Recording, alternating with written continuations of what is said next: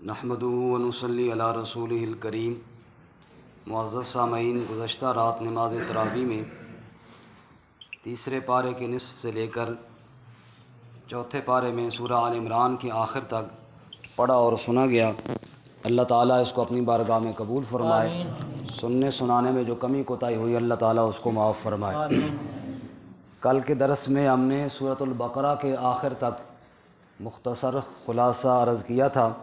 اس کے بعد سورہ آل عمران ہے سورہ آل عمران میں اہل کتاب کی طرف سے کچھ اعتراضات اور شبہات کے جوابات دیے گئے ہیں۔ کچھ اعتراض اور شبہات مسئلہ توحید کے سے متعلق ہیں اور کچھ مسئلہ رسالت کے متعلق ہیں۔ چنانچہ ارشاد فرماتے ہیں شروع میں اللہ رب العزت نے کہ اللہ لا الہ الا هو الحی القیوم، اللہ کے علاوہ الہ کوئی نہیں ہے۔ عیسائیوں کا کہنا تھا کہ عیسیٰ علیہ السلام اللہ کے بیٹے ہیں، نعوذ باللہ، اور اس پر وہ شبہ یہ پیش کرتے کہ قرآن پاک میں کہا گیا کہ وہ اللہ کے کلمے ہیں، ہم کہتے ہیں اللہ کے بیٹے ہیں، تو معلوم ہوا کلمہ اور بیٹا ایک ہی بات ہے۔ اسی طرح کی بات قرآن نے بھی کہی ہے۔ تو اس کا جواب دیا کہ قرآن پاک کی آیات دو قسم کی ہیں، ایک محکمات اور دوسری متشابہات۔ محکمات بالکل واضح، جن کا حکم اور جن کا مطلب بالکل واضح ہے، جیسے قل هو اللہ احد، بالکل واضح، اللہ ایک ہے، اس کی نہ کوئی اولاد ہے نہ وہ کسی سے نکلا، کتنا واضح ہے۔ اور دوسرا ہے متشابہات، وہ کلمے کا معنی یہ بھی ہو سکتا ہے وہ بھی ہو سکتا ہے۔ یہ فرمایا کہ جو اچھے ایمان والے، پختہ ایمان والے ہیں، وہ محکمات کے اوپر یقین رکھتے ہیں اور متشابہات میں پڑھنے کی کوشش نہیں کرتے۔ تم کس چکروں میں پڑ گئے ہو کہ بات کو کہاں سے کہاں کھینچ کے یہ بھی بن سکتا ہے اور وہ بھی بن سکتا ہے، چھوڑو، واضح قرآن کی آیات موجود ہیں کہ اللہ کی اولاد کوئی نہیں ہے۔ اس کے بعد اللہ تعالیٰ فرماتے ہیں کفار سے کہ دیکھو ایمان لاؤ، ورنہ پہلے کفار کے حالات دیکھو، آل فرعون کے حالات دیکھو، کس طرح وہ تباہ و برباد ہوئے، ایسے ہی تم بھی تباہ و برباد نہ ہو جاؤ۔ دنیا کے انسانوں کے لیے دنیا کی چیزوں کی زینت دی گئی ہے، مثلا عورتوں کی خواہشات، اولاد کی، خزانوں کی، اور اسی طرح گھوڑے مویشیوں کی اور کھیتیوں کی، یہ سب دنیا کی چیزیں ہیں، ادھر ہی رہ جائیں گی۔ آخرت اس سے بہت بہتر ہے، اس لیے اللہ کو راضی کرو۔ شہد اللہ انہ لا الہ الا ہو، اللہ گواہی دیتا ہے کہ اس کے علاوہ کوئی معبود نہیں۔ اسی طرح فرشتے بھی گواہی دیتے ہیں، اہل علم انصاف والے وہ بھی گواہی دیتے ہیں کہ اللہ تعالیٰ کی نہ کوئی اولاد ہے نہ اللہ کا کوئی شریک ہے۔ اس کے بعد آگے اللہ تعالیٰ فرماتے ہیں کہ اہل کتاب کہتے ہیں ہم تو جہنم میں جائیں گے نہیں، ہم چونکہ نیک لوگوں کی اولاد میں سے ہیں۔ فرمایا کہ نہ، یہ دھوکہ ہے، جس نے ان کو دھوکے میں ڈالا ہوا ہے، حالانکہ یہ جھوٹ ہے، اور آخرت میں صرف ایمان اور اعمال کے ساتھ نجات ہوگی۔ اس لیے فرما دیجئے اللہم مالک الملک، اے اللہ تو ہی ملک کا مالک ہے۔ تؤتی الملک من تشاء، جس کو چاہتا ہے ملک دیتا ہے، جس سے چاہتا ہے ملک کو چھین لیتا ہے۔ وتعز من تشاء وتذل من تشاء، جس کو چاہتا ہے عزت دیتا ہے، جس کو چاہتا ہے ذلیل کر دیتا ہے۔ ساری بلائیاں یا اللہ تیرے ہی ہاتھ میں ہیں، تو شاہوں کو گدا کر دے، گدا کو بادشاہ کر دے، میرے اللہ تیری مرضی، جدھر چاہے ادھر کر دے، کسی کو تاج سلطانی، کسی کو در بدر کر دے، میرے اللہ تیری مرضی، جدھر چاہے ادھر کر دے، اشارہ تیرا کافی ہے گھٹانے اور بڑھانے میں۔ اس کے بعد اللہ فرماتے ہیں ایمان والوں، دوستی لگاؤ تو ایمان والوں سے لگاؤ، کفار سے دوستی مت لگاؤ۔ دوستی صرف تمہاری کس سے ہونی چاہیے؟ ہاں، اگر کوئی ظاہری خطرہ ہو تو ٹھیک ہے، دعا سلام مجبوری کی حد تک کرو، لیکن دلی تعلق کس کے ساتھ ہونا چاہیے؟ عرفان صاحب سو گئے فرنٹ سیٹ تھے۔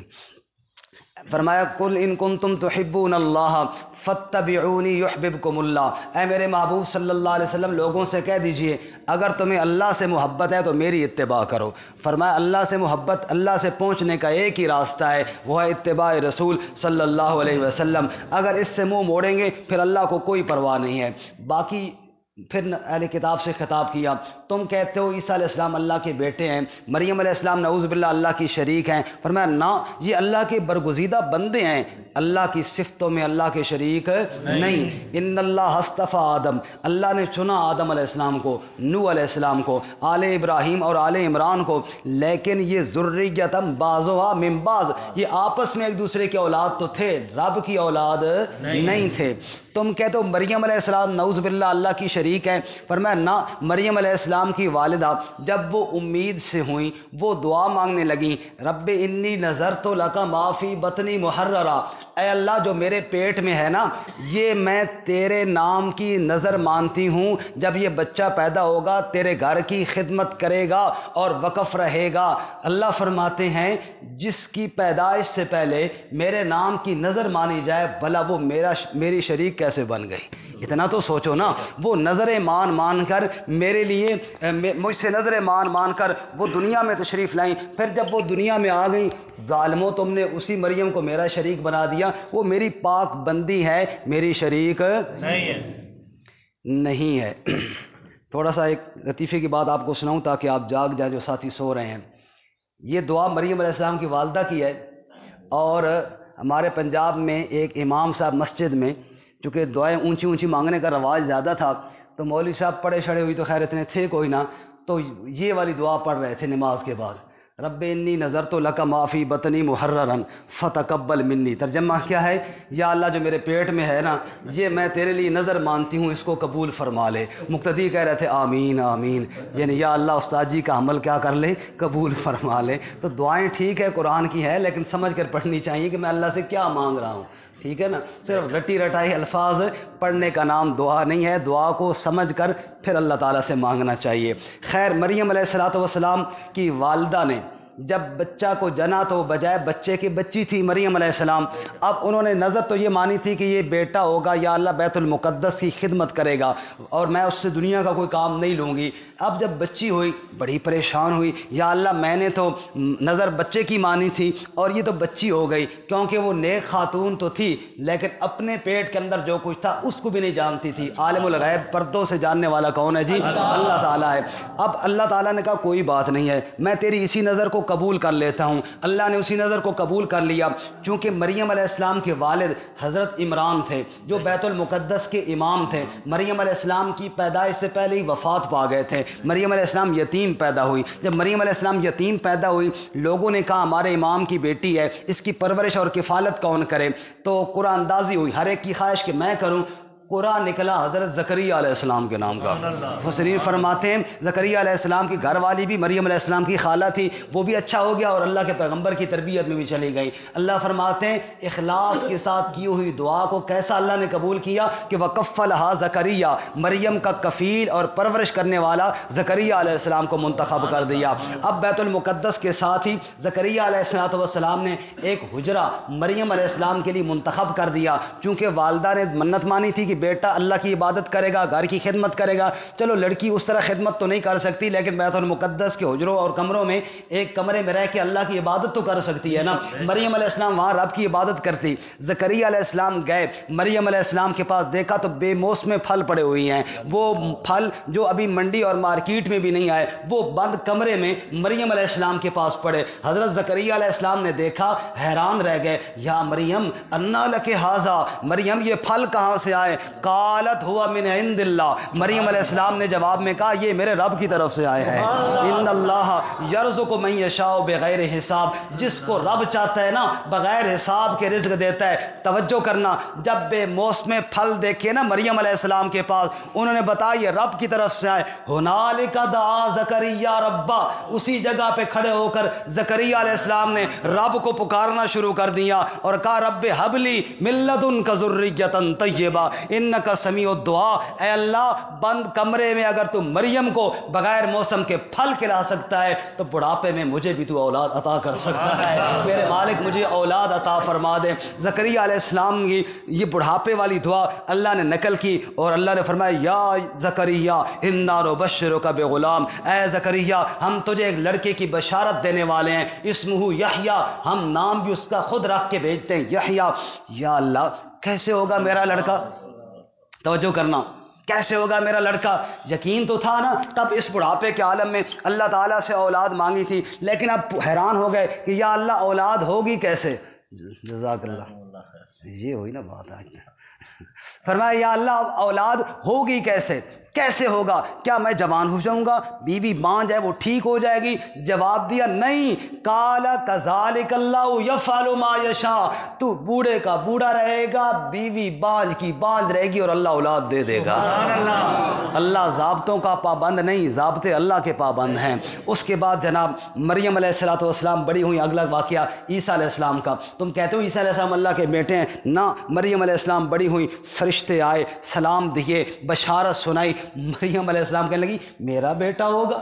میری تو شادی نہیں ہوئی، مجھے کسی بشر نے چھوا تک نہیں ہے، میں اتنی پاک دامن کہ آسمان کے فرشتے بھی مجھ سے شرم کریں، میری اولاد کیسے ہوگی؟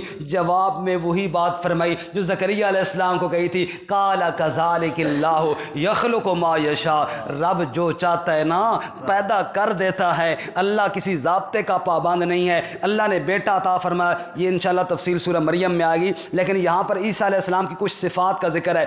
بیٹا تجھے ایسا دیں گے جس کو تورات کا علم، جس کو انجیل کا علم، جس کو قرآن کا علم عطا فرمائیں گے، جس کو رسول بنائیں گے۔ پھر عیسیٰ علیہ السلام دنیا میں آئے، رسول بنے، معجزے اللہ نے عطا فرمائے، فرماتے مٹی سے پرندے کی حیت اور شکل بناتے، پھونک مارتے، اللہ اس کو سچ مچ کا پرندہ بنا دیتے۔ اسی طرح مادر ذات اندھا نابینا، اس کے اوپر ہاتھ پھیرتے، برس والے مریض کے اوپر کچھ ہاتھ پھیرتے، وہ ٹھیک ہو جاتا باذن اللہ، اللہ کے حکم کے ساتھ۔ اللہ فرماتے یہ سارے معجزے میں نے دیے ہیں عیسیٰ علیہ السلام کو، لیکن وہ سارے کام ہاتھ عیسیٰ علیہ السلام کا ہوتا تھا، کرنے والی ذات اللہ تعالیٰ کی ہوتی تھی، اور یہی بات ہے معجزے میں۔ خیر، لوگ مخالف ہوئے، جب عیسیٰ علیہ السلام نے اللہ کی عبادت کی طرف بلایا تو پھر لوگ قتل کے درپے ہوئے، سولی لٹکائی، اللہ تعالیٰ نے عیسیٰ علیہ السلام کو آسمانوں پہ اٹھا لیا۔ سبحان اللہ۔ اور آگے ایک بڑی خوبصورت دلیل ہے جی، بڑی خوبصورت دلیل ہے، عیسیٰ علیہ السلام کو اللہ کا جو کہتے ہیں نا بیٹا، بڑی خوبصورت دلیل ہے۔ فرمایا ان مثل عیسیٰ عند اللہ کمثل آدم، تم کہتے ہو عیسیٰ کا باپ اگر اللہ نہیں تو کون ہے؟ پہلے اپنے باپ آدم کا باپ تو بتاؤ نا، تمہارے باپ آدم، اس کا باپ کون ہے؟ اس کی تو ماں بھی کوئی نہیں آدم علیہ السلام کی، باپ بھی کوئی نہیں ہے۔ جیسے اللہ نے آدم علیہ السلام کو ماں باپ کے بغیر پیدا کر لیا، اور تم بھی مانتے ہو کر لیا، عیسیٰ علیہ السلام کو بغیر باپ کے اللہ نے پیدا کر لیا، اللہ کے آگے کون سی مشکل بات ہے؟ چونکہ عیسائیوں کا ایک وفد آیا نبی صلی اللہ علیہ وسلم سے بحث کرنے کے لیے، نجران سے بحث مباحثہ ہوا، یہ سارے دلائل پیش کیے گئے، فرمایا اگر نہیں مانتے نا ان کو مباہلے کا چیلنج دو، میرے نبی ان سے کہو آؤ میدان میں، دعا کرتے ہیں جو جھوٹا ہے اس کو اللہ برباد کرے۔ نبی پاک نے فرمایا آ جاؤ، تم بھی اپنی بیوی بچوں کو اور سارے گھر والوں کو لے کر آ جاؤ، ہم بھی لے کر آ جاتے ہیں، کرتے ہیں مباہلہ اور کہتے ہیں یا اللہ جو جھوٹا ہے اس پر تیری لعنت ہو اور تیرا عذاب ہو۔ فرمایا کہ جب آپ نے یہ چیلنج دیا وہ ڈر گئے اور مباہلے کے لیے سامنے نہ آئے، اور سمجھ گئے کہ مسئلہ خراب ہے، ایسا نہ ہو کہ اللہ کا عذاب ہی نہ آ جائے، ڈر گئے۔ اس کے بعد اللہ نے اہل کتاب کو دعوت دیا، اہل کتاب اس کلمے کی طرف آ جاؤ جو ہمارے اور تمہارے درمیان مشترک کا ہے، وہ ہے لا الہ الا اللہ، کلمہ توحید کی طرف آ جاؤ۔ اچھا اب کیا ہوا؟ اہل کتاب یہود و نصارہ سب ابراہیم علیہ السلام کو تو مانتے تھے نا، دعویٰ کرتے تھے کہ ہم مانتے ہیں۔ اب یہودی کہیں ابراہیم علیہ السلام یہودی تھے، عیسائی کہیں ابراہیم علیہ السلام عیسائی تھے۔ اللہ نے بڑا خوبصورت جواب دیا، عقل کو بھی ہاتھ مارو، عقل کو بھی ہاتھ مارو۔ یہ تورات کو ماننے والے ہیں یہودی، انجیل کو ماننے والے ہیں عیسائی، اور تورات اور انجیل تو دونوں ابراہیم علیہ السلام کے بعد اتری ہیں۔ کوئی بات سمجھ میں آ رہی کہ نہیں؟ میں اور آپ دو بندے لڑ پڑیں، ایک میں کہوں جی حضرت ابو بکر صدیق دیوبندی تھے، دوسرا کہنے ابو بکر صدیق بریلوی تھے، تیسرا بنا کہ عقل نو ہاتھ مارو بولوی جی۔ یہ دیوبندی بریلوی تو انڈیا میں شروع ہوئی ہے، اور ابو بکر صدیق جو پہلے گزر گئے اس پہ جھگڑا کیوں ڈالتے ہو؟ فرمایا ابراہیم علیہ السلام تو پہلے گزر گئے، بے وقوف ہو، تورات اور انجیل تو بعد میں اتری ہے، تو ابراہیم علیہ السلام کو کھینچ کے ادھر فٹ کر رہے ہو۔ اب میں اللہ تمہیں بتاؤں کہ ابراہیم علیہ السلام کون تھے؟ ما کان ابراہیم یہودیا ولا نصرانیا ولکن کان حنیفا مسلما وما کان من المشرکین۔ ابراہیم علیہ السلام نہ یہودی تھے، نہ عیسائی تھے، نہ مشرک تھے، ولکن کان حنیفا مسلما، یکسو ہونے والے رب کی فرما برداری کرنے والے تھے۔ اچھا ابراہیم علیہ السلام کے قریب پھر کون ہے؟ فرمایا ایک تو وہ لوگ تھے جنہوں نے اس وقت ان کی اتباع کی تھی، پھر میرے نبی محمد صلی اللہ علیہ وسلم، اور جو آپ پر ایمان لائے گا وہ سب ابراہیم علیہ السلام کے قریب ہیں۔ اس کے بعد اہل کتاب نے ایک چال چلی، خفیہ مشورہ کیا، اور چال اتنی عجیب چلی کہ اللہ تعالیٰ نے پہلے ہی قرآن میں ان کی حرکت کو واضح کر دیا۔ اچھا مشورہ انہوں نے یہ کیا، آپس میں کہنے لگے یار کچھ لوگ چلے جاؤ اور بھائی بچوں چپ کرو بھائی، ادھر میری بات سنو، آپ کو آخر میں 20 منٹ ملیں گے پھر باتیں کر لینا، میری بات سنو، اب آواز نہ ہے کسی کی۔ فرمایا کہ اہل کتاب نے ایک چال چلی، آپس میں کہنے لگے کچھ بندے چلے جاؤ نبی صلی اللہ علیہ وسلم کے پاس، ایمان قبول کر لو سویرے سویرے، کہو جی ہم نے تورات میں پڑھا، انجیل میں پڑھا، ہم نے آپ کی نشانیاں پڑھی، ہم ایمان لاتے ہیں جی، وہ ایمان لے آؤ، سارا دن نبی پاک کے پاس ٹھہرو، شام کے ٹائم کہو نہیں جی نہیں ایسا کچھ اور سمجھے، کچھ اور نکلے نے بچوں، فراڈ کرو، ہم کچھ اور سمجھ کے آئے تھے، یہ تو سچے نبی نہیں ہیں۔ اب تمہاری اس حرکت سے کیا ہوگا کہ کئی ایمان والوں کے دلوں میں بھی شک پیدا ہو جائے گا کہ یار اہل کتاب بیچارے تو آئے تھے لیکن اب یہ وہ نبی نہیں ہیں۔ اللہ تعالیٰ نے ان کے اس مشورے کو پہلے قرآن میں بیان کر دیا، یہ اس طرح مشورہ کر رہے ہیں، صبح جاؤ شام کو کافر ہو کر پلٹ آؤ تاکہ ایمان والوں کو شک پڑے۔ فرمایا اللہ نے ان کا راز کیا کر دیا جی، فاش کر دیا۔ آگے اللہ تعالیٰ اہل کتاب کی حرکت بیان کرتے ہیں، بعض تو ان میں اچھے بھی ہیں یعنی خیانت نہیں کرتے، اور بعض اتنے خائن ہے کہ ایک درہم دینار مل جائے اس میں بھی خیانت کرنے سے نہیں چوکتے اور نہیں باز آتے۔ اچھا کہتے یہ ہیں کہ ہمیں عیسیٰ علیہ السلام خود کہہ کر گئے ہیں نعوذ باللہ کہ مجھے اللہ کا بیٹا کہنا، مجھے اللہ کا شریک کہنا۔ بڑا پیارا جواب اللہ نے دیا، ما کان لبشر ان یؤتیہ اللہ الکتاب والحکم والنبوہ، جس نبی کو، جس انسان کو، جس بشر کو اللہ نے کتاب دی، نبوت دی، کسی نے بھی دنیا والوں کو یہ نہیں کہا تھا کہ میری عبادت کرنے والے بن جاؤ، ولیکن کونوا ربانیین، سارے نبی کہتے تھے رب والے بن جاؤ۔ اچھا اس کے بعد جناب میں نے عرض کیا کچھ شبہات نبی پاک صلی اللہ علیہ وسلم کی رسالت کے بارے میں بھی تھے، جیسے یہ توحید کے بارے میں کچھ تھے نا، آگے رسالت کے بارے میں ان شبہات کا جواب دینے سے پہلے نبی پاک کی عظمت اور شان کو بیان کیا گیا۔ ذرا بیدار ہو جائیں، نبی پاک کی شان کی بہت ہی خوبصورت آیت آ رہی ہے، توجہ کرنا۔ اللہ فرماتے ہیں او میرے نبی کی عظمت کے بارے میں تمہیں شبہ ہے، تمہیں معلوم نہیں ہے اللہ نے اس کائنات کو بنانے سے پہلے عالم ارواح میں انبیاء کی روحوں کو اکٹھا کیا اور ان سے ایک وعدہ لیا تھا۔ دیکھیں بھائی ایک وعدہ جو تھا توحید کے بارے میں تھا، وہ نام پارے میں آئے گا، الستو بربکم قالوا بلا، وہ انشاءاللہ وہاں بات کریں گے۔ دوسرا وعدہ نبی پاک کی رسالت کے بارے میں تھا، فرمایا وَإِذْ أَخَذَ اللَّهُ مِيثَاقَ النَّبِيِّينَ، اللہ نے نبیوں سے وعدہ لیا اور ان سے فرمایا جب تم دنیا میں جاؤ گے میں تمہیں کتاب بھی دوں گا، میں تمہیں حکمت اور نبوت بھی دوں گا۔ ثُمَّ جَاءَكُمْ رَسُولٌ مُصَدِّقٌ لِمَا مَعَكُمْ، اے میرے نبیو آج وعدہ کرو اگر تمہاری زندگی میں کہیں تمہارے سامنے وہ میرا عظمت والا رسول یعنی محمد صلی اللہ علیہ وسلم آ جائے، لَتُؤْمِنُنَّ بِهِ وَلَتَنْصُرُنَّ، تم نے اس پر ایمان لا کے اس کے سپاہی بننا ہے، تمہارا نبی ہوگا تو محمد مصطفیٰ ہوگا صلی اللہ علیہ وسلم، تم سارے امتی ہوگے اور سب کا نبی کون ہے بولو، محمد مصطفیٰ صلی اللہ، اس کا انکار کرتے ہو، وہ ایمان لے آؤ ورنہ دن قیامت کے اگر ایمان نہ ہوا ملء الارض ذہبا، ساری کائنات سونے سے بھر دی جائے پھر بھی ایمان کی قیمت نہیں بن سکتی جی۔ اب ان کے اعتراضات جو نبی پاک کے بارے میں تھے ان کے جوابات ملے۔ پہلا اعتراض یہ تھا او جی یعقوب علیہ السلام اونٹ کا گوشت نہیں کھاتے تھے، یہ کھاتے ہیں، یہ کیسے نبیوں کو ماننے والے ہیں جی۔ اکثر نا اعتراض اسی طرح کے لچر قسم کی ہوتے ہیں۔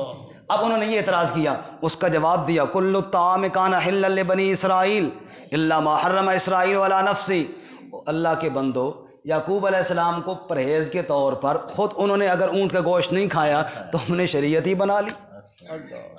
بعض باتیں ایسے مشہور ہو جاتی ہیں، میں ایک مثال عرض کروں، آپ نے بھی سنا ہوگا بھائی دیگر تو بعد اثر کے بعد جھاڑو دینا جائز نہیں ہے، سنا ہے آپ میں سے کسی نے؟ کئی بار سنا ہے نا، پتہ ہے یہ بات کہاں سے نکلی؟ شیخ عطار ایک بزرگ گزرے ہیں، میں نے خود ان کی کتاب میں چونکہ پڑھا اس لیے مجھے سمجھ آئی، پہلے مجھے بھی شک تھا کہ یار یہ مسئلہ ہے نکلا کہاں سے، سمجھ نہیں آ رہی تھی۔ تو وہ کہتے ہیں کہ بھائی پہلے دور میں جو لائٹیں اتنی ہوتی نہیں تھیں تو لوگ دکاندار وغیرہ شام کو دکان بند کرتے، مغرب کے ٹائم دکانیں بند ہو جاتی تھیں، دیگر سے اثر کے بعد سے مراد مغرب ہے، یعنی اس ٹائم لوگ دکانیں بند کرتے تھے اور فرماتے تھے کہ جھاڑو نہ دو، کوئی گری پڑی چیز ہوگی، اندھیرا ہوگا، تمہیں پتہ نہیں چلے گا، کہیں کوڑے میں وہ نہ پھینک دو۔ تو ایک عقل والی بات ہی ٹھیک ہے، اندھیرے میں جھاڑو نہ دو، کوئی چیز باہر نہ پھینک دو۔ یہ انہوں نے اس طرح یعنی بات کہی ہے اور بعد والوں نے اس کو شریعت کا مسئلہ بنا لیا. یہ بالکل اسی طرح جیسے یعقوب علیہ السلام نے کہا کہ مجھے پرہیز ہے، میں نے اونٹ کا گوشت نہیں کھانا، اور یہودیوں نے وہ اعتراض بنا کے نبی پاک پر پیش کر دیا. بات سمجھ آئی؟ جیسے بھی آج کل کوئی بندہ جھاڑو دے رہا ہو، او ہو توبہ کر، رزق میر رہے ہو اپنے ہاتھوں نہ، کہتے ہیں نا رزق نکال رہے ہو اپنے ہاتھوں کے ساتھ. او بھائی یہ شریعت کا مسئلہ نہیں ہے، یہ ایک حکمت کی بات ہے، ٹھیک ہے. وہاں پر انہوں نے، اور مزے کی بات یہ ہے جہاں پہ انہوں نے یہ جھاڑو والی بات لکھی ہے نا، وہاں پہ انہوں نے یہ والی بات بھی لکھی ہے، بیٹا اگر ریوڑ آ رہا ہو گائے کا، اونٹوں کا، بیچ میں نہ گھسو، سائڈ پہ کھڑے ہو جاؤ، کہیں کچلے نہ جاؤ. اب بندہ کہے کہ یہ بھی شریعت واقعی عقل والی بات ہے بھئی ریوڑ میں نہ گھسو، اور جب ایسی چیز کا کوئی خطرہ ہو وہاں بالکل جھاڑو بھی نہ دو. لیکن یہ شریعت کا مسئلہ نہیں ہے، عقل کی بات اور ہے، مطلب احتیاط کی بات اور چیز ہے، شریعت کا مسئلہ اور بات ہے. اسی طرح یعقوب علیہ السلام کو اگر اونٹ کا گوشت منع تھا تو یہ شریعت کا مسئلہ نہیں بن گیا تھا، پرہیز اور چیز ہے. ایک آدمی مولوی صاحب ہے، مفتی صاحب ہے، چائے میں جناب چینی نہیں پیتا کہ مجھے شوگر ہے. اب یہ مطلب تو نہیں کہ مفتی صاحب نے فتویٰ دے دیا کہ چینی حرام ہو گئی ہے، یہ اس کا اپنا پرہیز ہے. یہی بات اللہ نے یہاں پہ جواب میں سمجھائی ہے. دوسرا ان کا اعتراض یہ تھا، وہ جی پہلے نبیوں کا قبلہ بیت المقدس تھا، اس نبی کا قبلہ بیت اللہ کیوں بن گیا ہے؟ اگر یہ اس نبی کو ماننے والے ہوتے تو بیت المقدس قبلہ ہوتا. جواب دیا ان اول بیت وضع للناس للذی ببکہ، وہ پہلا گھر جو عبادت کے لیے بنایا گیا وہ تو مکہ میں بنایا گیا ہے. کیونکہ یہ نبی پوری کائنات کا نبی تھا، اس لیے جو قبلہ دیا یہ پوری کائنات کا مرکزی قبلہ اللہ نے عطا فرمایا ہے. اور جیسے یہ نبی شان والا، ایسے اس کا قبلہ بھی شان والا، اور ایسے اس کی امت بھی شان والی. کنتم خیر امت اخرجت للناس، فرمایا یہ امت بھی بہترین امتوں میں سے ہے. اللہ نے اس کو لوگوں کے لیے نکالا ہے. یہ لوگوں کو بھلائی کا حکم کرتے ہیں اور برائیوں سے منع کرتے ہیں اور اپنے اللہ پر ایمان رکھتے ہیں. اہل کتاب بھی اگر ایمان لے آئیں تو بہتری ہے.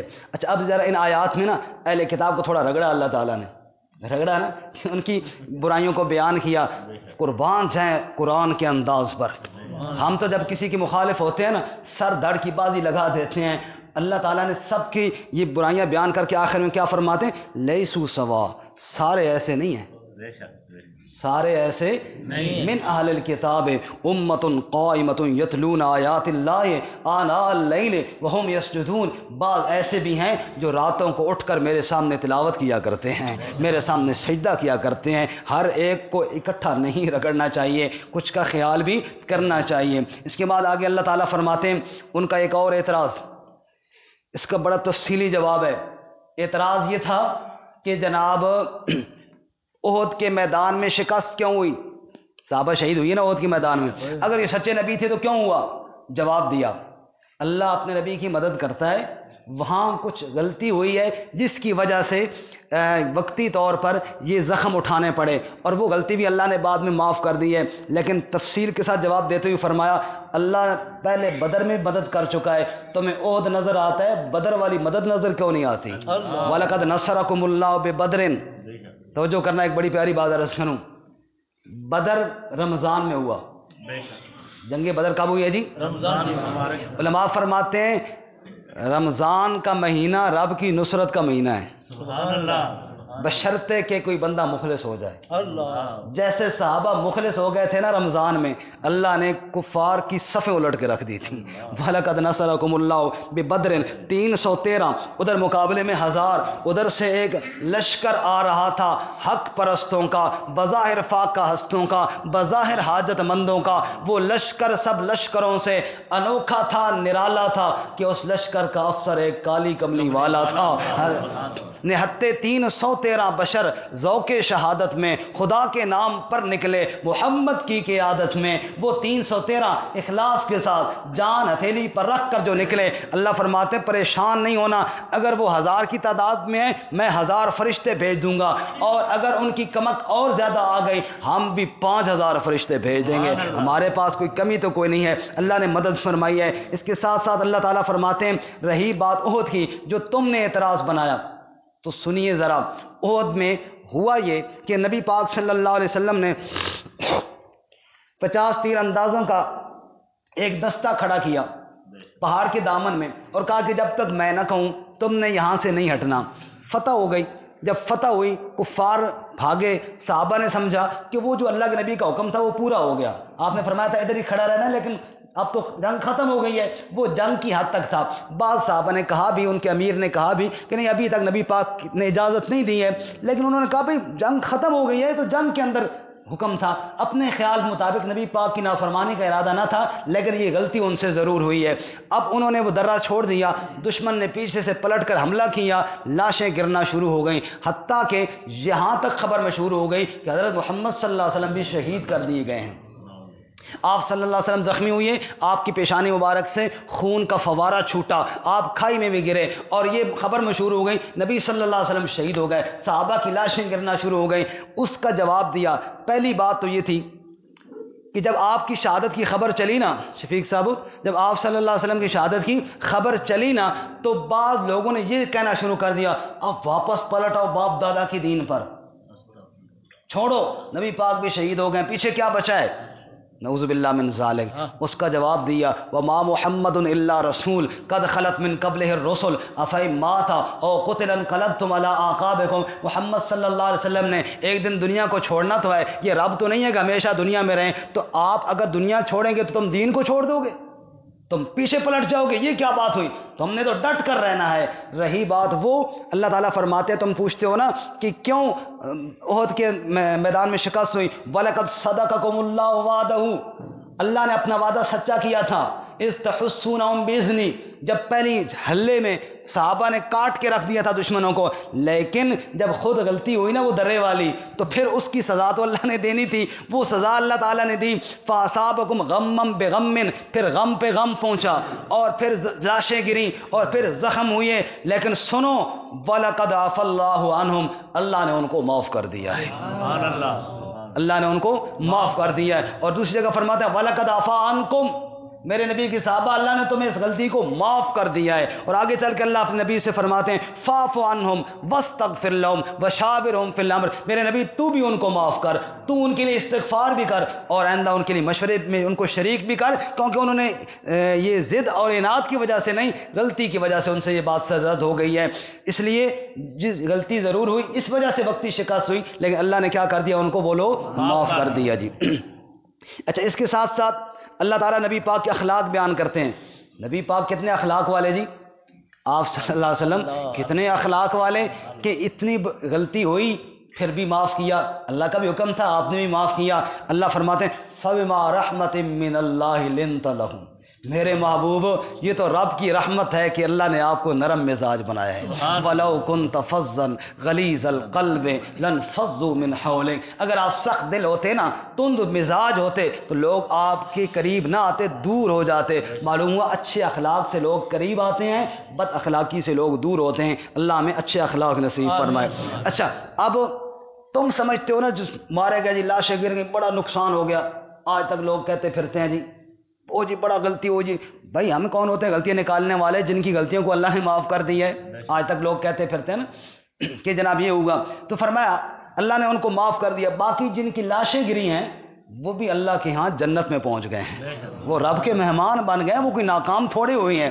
اچھا، اب صحابہ زخمی ہو کے گھروں کو لوٹے، کفار نے مشورہ کیا کہ ان کو تھوڑا اور ڈراؤ، دھمکاؤ، تاکہ آئندہ کبھی میدان میں زخمی تو ویسے بھی ہیں، ایک ایک گھر میں 4 جنازے پڑیں، تھوڑا اور دبکاؤ تاکہ آئندہ میدان میں نہ آئیں۔ توجہ کرنا، انشاءاللہ بات ختم ہونے والی ہے، 2 رکوع رہ گئے۔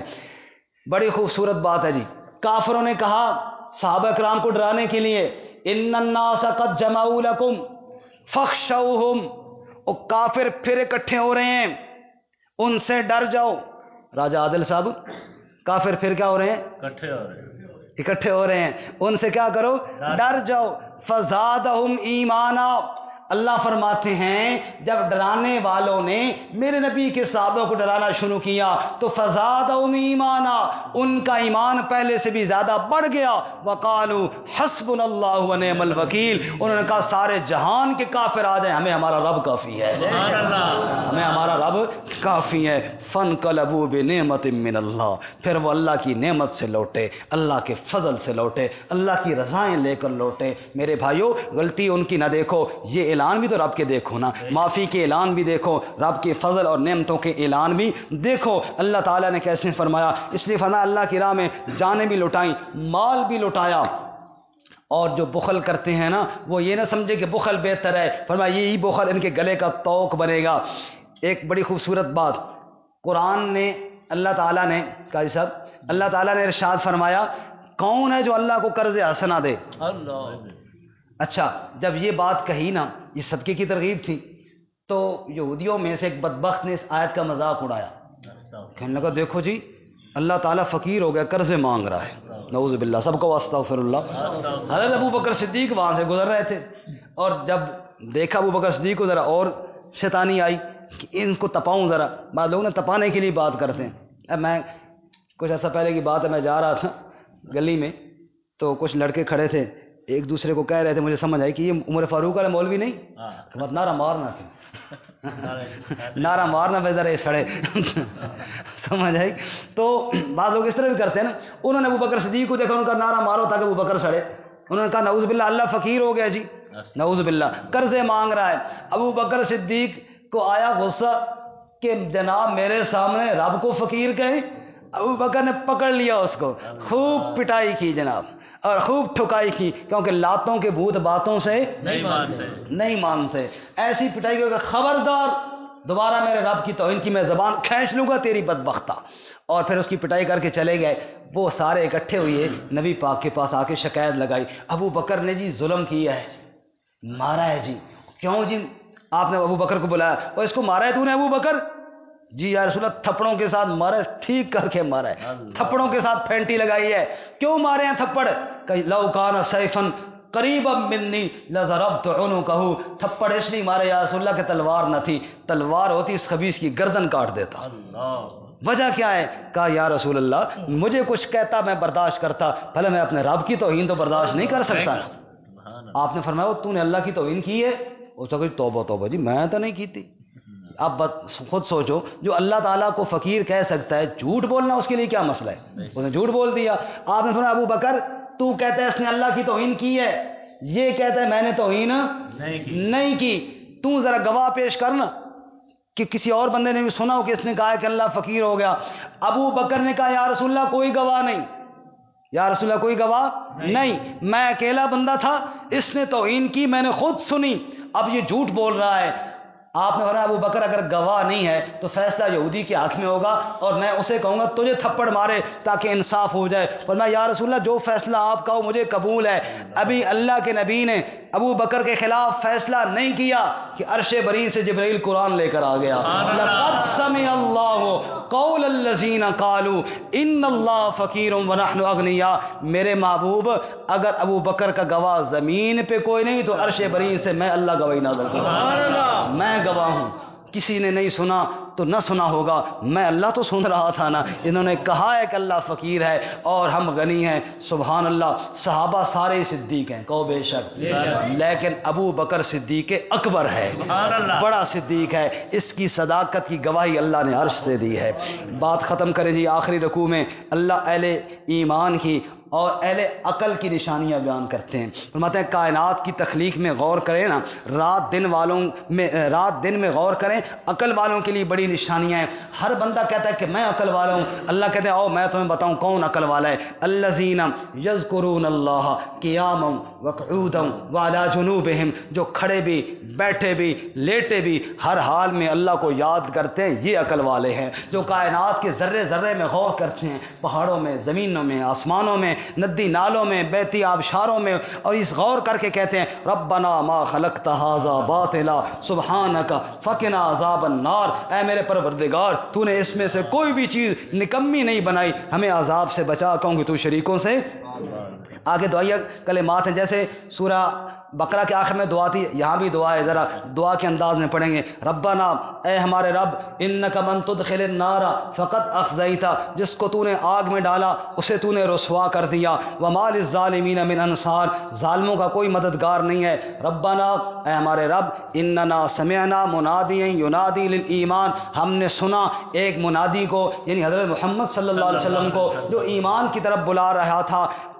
وہ کہہ رہے تھے ان آمنوا بربکم، رب کے ساتھ ایمان لاؤ، فآمنا، اے اللہ ہم ایمان لے آئے، ربنا، اے ہمارے رب، فاغفر لنا ذنوبنا، ہمارے گناہوں کو معاف فرما دے، سب بولو آمین، وکفر عنا سیئاتنا، اے اللہ ہماری خطاؤں کو ہم سے دور کر دو، وتوفنا مع الابرار، اور یا اللہ جب ہماری موت آئے تو نیک لوگوں کے ساتھ آئے، ربنا وآتنا ما وعدتنا علی رسولک، اے ہمارے رب ہمیں وہ دے جس کا تو نے ہم سے وعدہ کیا اپنے رسولوں کی زبان پر، آمین، ولا تخزنا یوم القیامہ، اے اللہ ہمیں دن قیامت کی رسوا نہ کرنا، انک لا تخلف المیعاد، تو وعدوں کے خلاف نہیں کرتا۔ جہاں پہ 5 دفعہ ربنا آیا ہے جی، کتنی دفعہ جی؟ اس کے بعد ہے فاستجاب لهم ربهم، اللہ کہتے ہیں رب نے ان کی دعا کو قبول کر لیا۔ علماء فرماتے ہیں 5 دفعہ رب رب کہو نا، پھر رب سے مانگو، فاستجاب لهم ربهم، اللہ دعا کو قبول کر لیتے ہیں۔ اللہ میں عمل کی توفیق عطا فرمائے۔ جمعہ کا دن ہے، رسول اللہ صلی اللہ علیہ وسلم نے فرمایا جو اول وقت میں مسجد میں آئے گا اور غسل کر کے آئے گا، اچھا لباس پہن کے آئے گا، گھر کی خوشبو تیل استعمال کر کے آئے گا، اور جو مسجد میں آئے گا جتنی توفیق ہوگی نفل نماز پڑھے گا، جو 2 آدمی پہلے سے بیٹھے ہیں ان کے بیچ میں نہیں گھسے گا، گردنیں نہیں پھلانگے گا، اور جہاں جگہ ملے گی وہاں بیٹھ جائے گا، چپ کر کے بیٹھے گا، اللہ تعالیٰ اس سے پچھلے جمعے تک کے سارے گناہوں کو معاف فرما دیں گے۔ اول وقت میں آنے کی کوشش کیجیے، اللہ تعالیٰ